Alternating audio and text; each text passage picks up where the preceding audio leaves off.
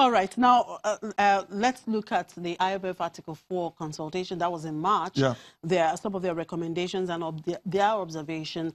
Of course, they did commend the present administration for some of the economic progress they have recorded.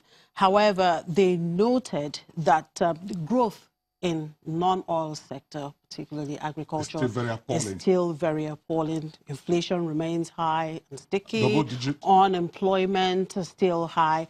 And they are recommending that a comprehensive and coherent policy action should be taken. So, looking at this recommendation, what sort of policy action should the government be looking at based on this, what they have found? The Article 4 said. And of course, if you listen to our friend Bill Gates, when he came to Nigeria a few weeks back, you found that his statements were also hinged on these Article 4 recommendations. And it is not far-fetched. Some of us in our local corners have been saying all of these issues, all of these things. There are fundamental things that this country must do for things to begin to work.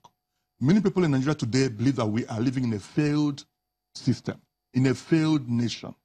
And it has become almost a consensus in the whole nation that the structure of the economy, the structure of our governance is not working very well.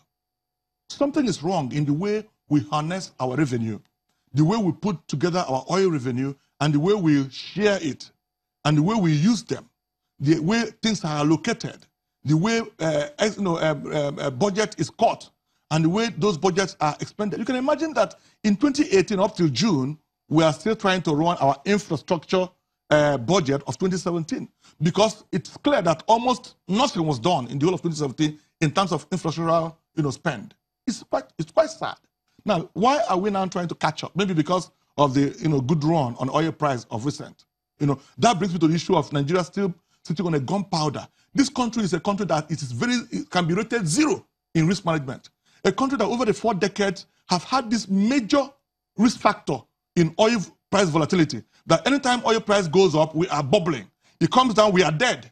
And we haven't done anything serious about this single risk factor in this economy in decades. Something is wrong with us. All right. So talking about non-oil growth, it's a point that has been overemphasized. And we know what to do. I don't want to start talking about, we sound repetitive every day. We know what to do, but we can't do it because the structure is wrong.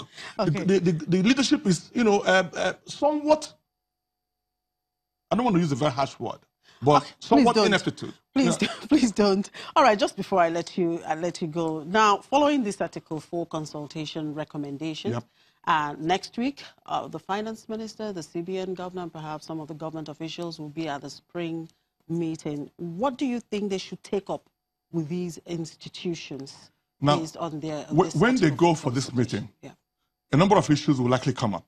Number one, if you research the spring meeting and the agenda, you find that there will be a lot of focus on investing in people. That's even number one. Human capital development. World Bank has what can we do? The policymakers in this country, both monetary policy, fiscal policy, what can we do to support human capital development in this country? To fund our universities better, to bring in the private sector, the alumni associations, and all the forces that we can use to develop, to deepen human capital in this country. Now, beyond the university system and formal education, what are companies doing, SMEs and so on, to develop their people? Training and all of those. It's a major issue. Then empowering of women, because, they say that when you educate a woman, you educate the whole nation. What can we do to support our women? What programs can we run to provide free access to funding and education, business education for them? Then infrastructure is a major issue. Peace is a major issue in this country. As they come back from that meeting, what can we do to stop this daily bloodletting going on in Benue, in Taraba, and the rest of this country, in Enugu, Anambra, all the places? How can we get serious with the herdsmen killing in this country? We said that we can't move forward in this nation. Because every day blood is being let, and the blood of those who are being let are speaking against this nation in very loud manner.